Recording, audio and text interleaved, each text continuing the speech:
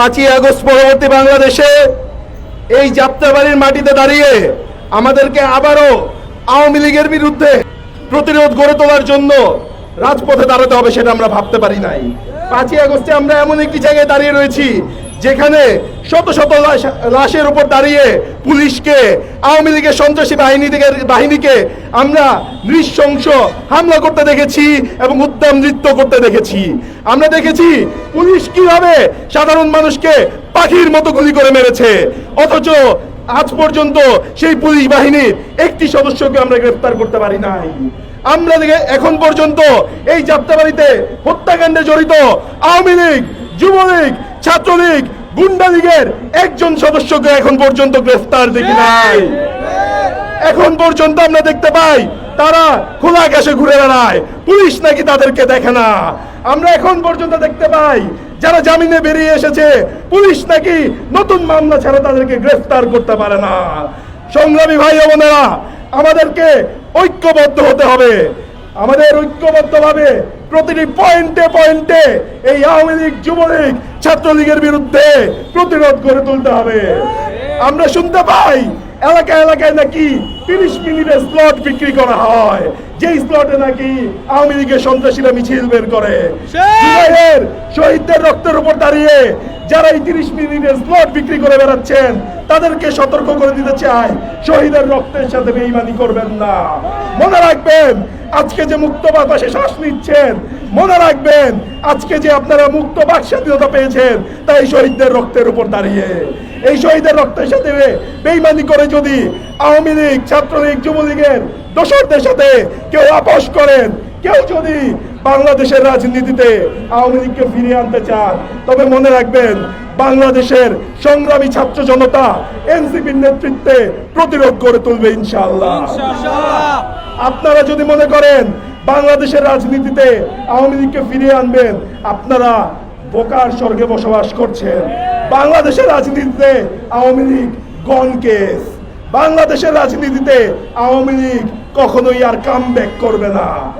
বাংলাদেশের রাজনীতিতে, বাংলাদেশের নির্বাচনে আওয়ামী লীগ অংশগ্রহণ করতে পারবে না। ইন্টারিমের প্রতি দাবি জানাতে চাই, শুধুমাত্র একটা কাগজে নিষিদ্ধ করে আওয়ামী লীগকে নিষিদ্ধ করলে চলবে না। আপনারা যেভাবে নাৎসি বাহিনীর বিচার হয়েছে, আওয়ামী লীগের সর্বস্তরের নেতাকর্মীদেরকে বিচারের আওতায় নিয়ে আসুন এবং সেই বিচারিক প্রক্রিয়ার মধ্য দিয়ে আওয়ামী লীগকে দল হিসেবে আদালতের মাধ্যমে, বিচারের মাধ্যমে নিষিদ্ধ ঘোষণা করুন। এবং ইন্টারিমকে বলে দিতে চাই, যতদিন এই বিচারিক প্রক্রিয়া শেষ না হবে আওয়ামী লীগ, তার সহযোগী ও অঙ্গ সংগঠন সকলের প্রকাশ্য, গোপন সকল ধরনের রাজনীতির উপর নিষেধাজ্ঞা দিতে হবে। এবং এই বিচারিক প্রক্রিয়া শেষ হওয়া পর্যন্ত আওয়ামী লীগ কোন ধরনের নির্বাচনে অংশগ্রহণ করতে পারবে না। রয়্যাল স্টেশন হেডের সাথে যারা মিটিং করে, রয়্যাল প্রেসক্রিপশনে যারা আওয়ামী লীগকে ফেরত আনতে চায়, মনে রাখবেন রয়্যাল প্রেসক্রিপশনে বাংলাদেশ চলবে না। বাংলাদেশের দায়িত্ব বাংলাদেশের ছাত্র জনতা বুঝে নিয়েছে। ছাত্র জনতার নেতৃত্বে জুলাই শহীদদের রক্তের যে দায়, সেই দায়ের উপর দাঁড়িয়ে বাংলাদেশে দরদের রাজনীতি প্রতিষ্ঠিত হবে এবং বাংলাদেশে জুলাই স্পিরিটকে ধারণ করে নতুন বাংলাদেশ গঠিত হবে, আওয়ামী লীগ বিহীন বাংলাদেশ গঠিত হবে। এই আওয়ামী লীগ বিহীন বাংলাদেশ গঠনে যে বা যারা জুলাই শহীদদের সাথে বেঈমানি করে নতুন করে তাদের রাজনৈতিক কর্মসূচি নির্ধারণ করবেন, নতুন করে আওয়ামী লীগকে ফিরিয়ে আনার চেষ্টা করবেন, তাদেরকে সর্বস্তরে প্রতিরোধ করা হবে। আপনাদের সকলের কাছে এই দাবি জানিয়ে এবং আওয়ামী লীগ নিষিদ্ধের যে দাবি, সেই দাবির প্রতি সকলকে ঐক্যবদ্ধ হওয়ার আমন্ত্রণ জানিয়ে আমার বক্তব্য শেষ করি। আওয়ামী লীগ কোনো রাজনৈতিক সংগঠন না। আওয়ামী লীগ সোজা সাপটা ভাষায় বলতে গেলে এটা একটা সন্ত্রাসী সংগঠন। তারা মানুষকে হত্যা করেছে, তারা মানুষকে গুম করেছে, তারা মানুষকে আর্থিকভাবে ক্ষয়ক্ষতি করেছে, দেশকে লুট করে দেশকে ঝাঁঝরা বানিয়ে দিয়েছে। ফলে সন্ত্রাসের জন্য, সন্ত্রাসী হিসেবে চিহ্নিত হওয়ার জন্য যেই সকল কর্মকাণ্ড করা প্রয়োজন আওয়ামী লীগ সবগুলো করেছে গত 16 বছর ধরে। সুতরাং এটা পরিষ্কার বক্তব্য আমাদের যে আওয়ামী লীগ কোনো রাজনৈতিক সংগঠন না, আওয়ামী লীগ সোজা সাপটা একটি সন্ত্রাসী সংগঠন। ফলে সন্ত্রাসীদের সাথে, সন্ত্রাসী সংগঠনদের সাথে রাষ্ট্রের যে আচরণ হওয়া উচিত আওয়ামী লীগের সাথে সেই আচরণই করতে হবে। আওয়ামী লীগকে শুধু আইনগতভাবেই না, সামাজিকভাবেও বয়কট করতে হবে। যেভাবে একটি সন্ত্রাসী সংগঠনকে কিংবা সন্ত্রাসকে যেভাবে দমন করা হয়, সেই সন্ত্রাসকে আমাদের সামাজিকভাবেও দমন করতে হবে, আমাদের রাষ্ট্রীয়ভাবে আইনগতভাবে নিষিদ্ধের মাধ্যমেও তাদেরকে বয়কট করতে হবে। তাদের সমাজের এবং সর্বস্তরে তাদের সকল এই এক্সেসগুলোকে, তাদের এই যাতায়াতগুলোকে আমাদের বন্ধ করতে হবে। শুধুমাত্র আইনগতভাবে নিষিদ্ধ করলেই আওয়ামী লীগকে প্রতিহত করা যাবে না। যারা এতদিনে গুম হয়েছে, যারা খুন হয়েছে, যারা সামাজিকভাবে রাজনৈতিকভাবে আওয়ামী লীগের দ্বারা ক্ষতিগ্রস্ত হয়েছে, আজকে আমাদের সবাইকে ঐক্যবদ্ধভাবে সামাজিকভাবে এবং রাজনৈতিকভাবে আওয়ামী লীগের মোকাবেলা করতে হবে। 24-এর গণঅভ্যুত্থানের পরে বাংলাদেশের কোনো ফ্যাসিবাদী শক্তি, কোনো এই আজাদ এই শয়তানি শক্তি, এই ইন্ডিয়ার প্রেতাত্মার শক্তি বাংলাদেশের কোনো জায়গায় স্থান পাবে না।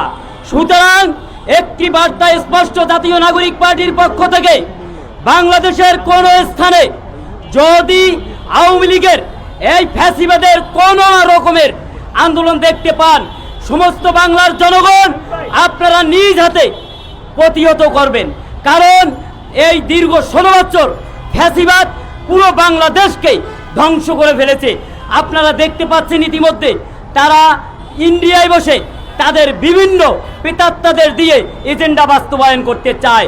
সুতরাং আমরা জাতীয় নাগরিক পার্টির পক্ষ থেকে আপনাদেরকে আহ্বান জানাই, বাংলাদেশের সমস্ত বিপ্লবী জনতা এক হয়ে এই ফ্যাসিবাদের বিপক্ষে একটি বিদ্রোহ ঘোষণা করুন এবং আওয়ামী লীগের বিচার এবং আওয়ামী লীগের নিষিদ্ধ না হওয়া পর্যন্ত আমাদের এই বিক্ষোভ সমাবেশ এবং আমাদের এই অভিযান চলবে। বিভিন্ন জায়গায় আওয়ামী লীগ ঝটিকা মিছিল করে তাদের সন্ত্রাসী বাহিনীরা এখনো উৎপেতে আছে বাংলাদেশে। তারা বাংলাদেশের বাইরে যারা বড় বড় চেলাপোলা ছিল তারা পলাতক হয়ে ইন্ডিয়ার ভিতর বসে বসে ষড়যন্ত্র করতেছে। আমরা এই ছাত্র জনতার এই মঞ্চ থেকে জানাতে চাই, আমরা যেইভাবে আওয়ামী লীগকে প্রতিহত করেছি এবং তাদেরকে বাংলাদেশ থেকে তাড়িয়ে দিয়েছি, এইভাবে সামনের দিনগুলো সামনে আমরা অবশ্যই তাদেরকে প্রতিহত করব। গতকাল ঢাকা 5 আসনে আওয়ামী লীগ মনোনয়ন কৃত এমপি পদপ্রার্থী হারুনুর রশিদ মুন্না 10 থেকে 15 জনে একটা কুচক্রী সন্ত্রাসবাদী সংগঠনের লোকজন নিয়ে একটা ঝটিকা মিছিল করে। এই ঝটিকা মিছিলের প্রতিবাদে আজকে আমাদের এই অবস্থান কর্মসূচি।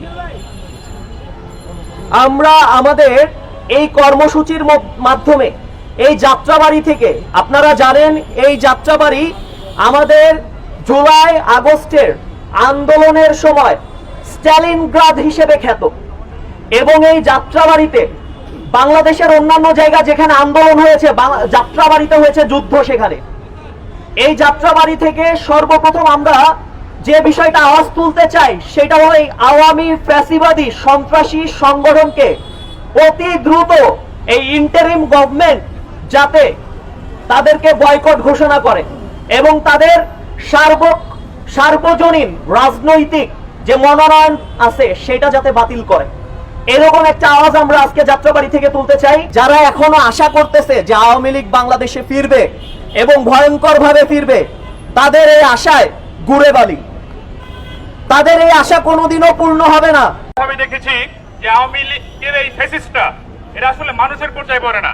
আমি তো আওয়ামী লীগকে কোনো রাজনৈতিক দলই মনে করি না। আমাদের এই সাধারণ জনগণের উপরে গত 16 বছর যাবত তারা কিন্তু নির্যাতন নিপীড়ন করেছে, এবং যেই স্থানে আমরা দাঁড়িয়ে আছি এই স্থানে আমি ছোট থেকে বড় হয়েছি, আমি বারবার দেখেছি এইখানে কিভাবে তারা লাঠি নিয়ে, কিভাবে তারা তাদের গ্যাং ব্যাং নিয়ে এখানে বসে থাকতো এবং এই ফ্যাসিবাদী চর্চা করতো।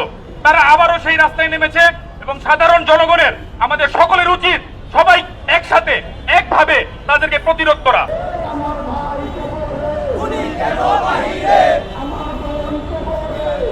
কেন বাহিরে